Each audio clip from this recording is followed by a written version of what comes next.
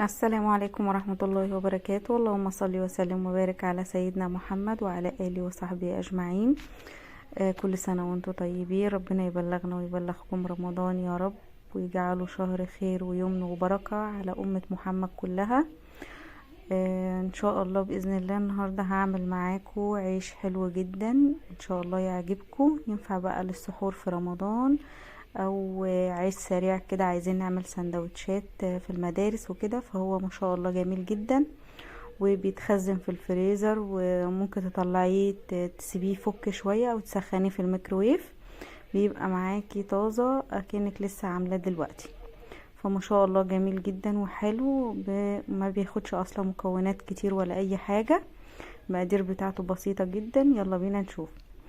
معايا 5 كوبايات من الدقيق، تمام. معايا ربع كوباية من الزيت، تمام كده، اللي هي الكوباية اللي احنا بنشرب فيها القهوة، اللي هو فنجال يعني عامة.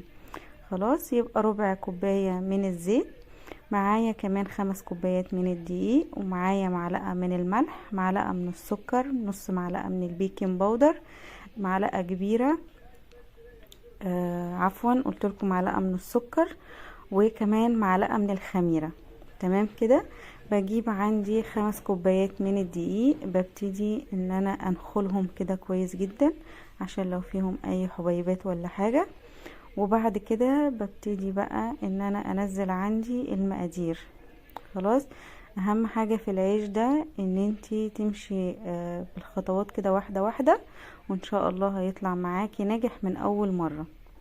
تمام كده. على فكرة ممكن كمان تعمليه كحشوة، يعني تحشيه وتسويه على طول، هقولك ده ازاي. عندي بقى بعد ما عملت الدقيق خلاص وحللته كده كويس، ابتديت بقى ان انا انزل نص معلقة من البيكنج باودر، وحطيت كمان معلقة الملح، وحطيت معلقة من اللبن البودر، بجيبه من عند العطار، وحطيت كمان ربع كوباية من الزيت.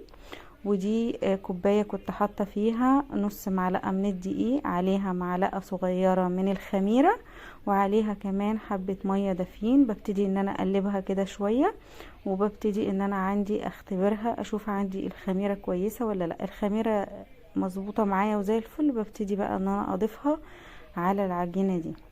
حطيت كده كل المقادير عندي، ببتدي بقى ان انا اجيب كوبايتين مية جنبي، تمام. بنزل اول كوباية من المية، اول كوباية من المية، وببتدي ان انا اعجن كده في العجينة شوية. العجينة لمت معايا، ما بحتاجش الكوباية التانية. خلاص، العجينة ما لمتش معايا، والدقيق لان الدقيق بيختلف. الدقيق عندي شرب مية، فببتدي ان انا انزل واحدة واحدة من المية، يعني ما بنزلش الكوباية الاخيرة كلها. خلاص، ببتدي ان انا انزل كده في المية واحدة واحدة. هنا المقدار كان بالظبط كوباية وربع من المية، تمام كده. يعني ما خدوش عندي كوبايتين المية كلهم، لا، خدت كوباية وربع من المية.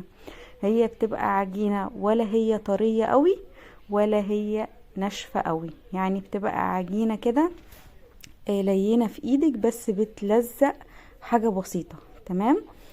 انا نزلت كل المقادير عندي بقى، والمية والزيت وكل ده. ابتديت بقى ان انا اعجن فيها، بعجن فيها كويس قوي، واهم حاجة ان انت تعجني فيها كويس قوي لمدة 10 دقايق كده. بس قبل ما تعجني ال10 دقايق كلهم بتعجنيها شوية، وبعد كده بتسيبيها كده حوالي دقيقة. بتنضفي ايدك كده شوية من العجينة، وتسيبيها حوالي دقيقة كده، ما تعجنيش فيها. وبعد كده بتبتدي ان انت تعجني فيها وتنضفي البولة عندك، بتطلع معاكي بالشكل ده.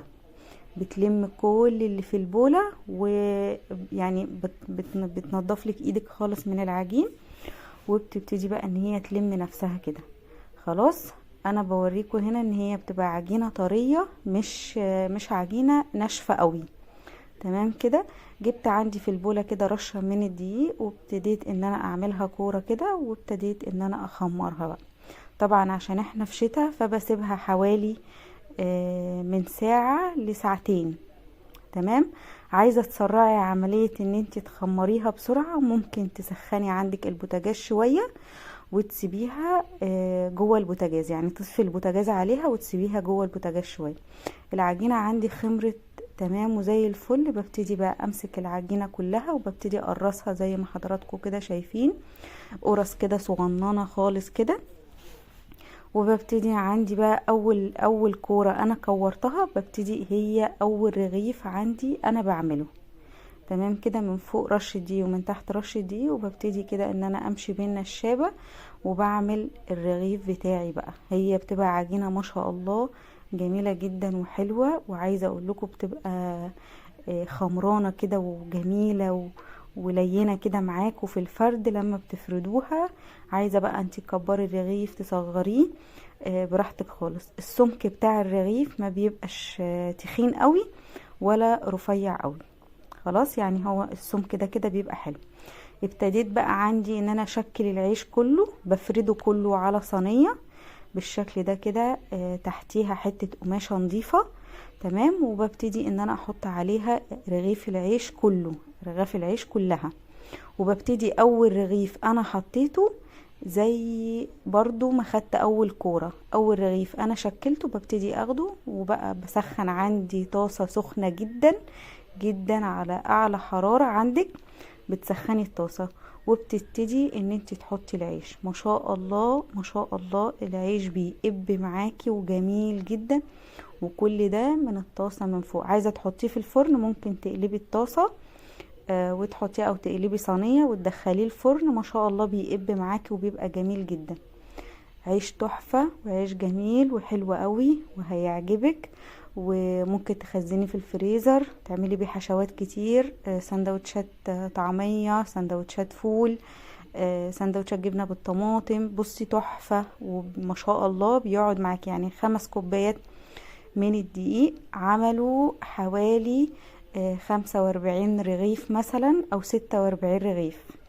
وممكن لو انت عايزة العيش يطلع معاكي اكتر من كده، يعني انت بقى حسب المقدار اللي انت بتعمليه، كرة صغيرة زي كرة كبيرة كده. بصوا ما شاء الله العيش طالع معايا تحفة وجميل جدا وحلو. وعايزة اقول لكم كله بيبقى قابب، مفيش، نادر قوي لما بتلاقي واحدة فيه ما قبتش. لو واحدة معاكي ما قبتش بتبتدي ان انتي تدوسي عليها بالمعلقة كده شوية وهي بتروح قبة معاكي على طول. اهم حاجة ان انت تعلي النار عليه عشان ياخد درجة حرارة بسرعة ويحصل له صدمة فيتنفخ معاكي بسرعة. ما بتكمليش دقيقة من الناحية دي ودقيقة من الناحية دي وبتقلبيه على طول، تفضلي تقلبي فيه شمال ويمين لحد ما يبقى معاكي بالشكل ده. عايزة اقولك مفيش اصلا لبابة من جوه، انت بتاكلي عيش جميل جدا وحلو قوي، واتمنى ان هو يعجبكم.